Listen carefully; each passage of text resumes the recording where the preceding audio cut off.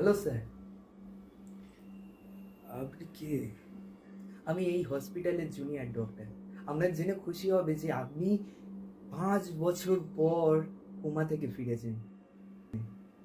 আপনাকে জানিয়ে রাখতে চাই, এই 5 বছরে দুনিয়া অনেক বদলে গিয়েছে, অনেক।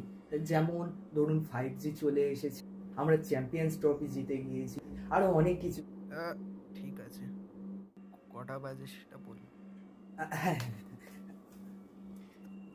আহ, এখন বাজে ভোর 5টা। ভোর 5টা? এখন অনেক টাইম আছে, আর একটু ঘুমিয়ে নিতে দিন।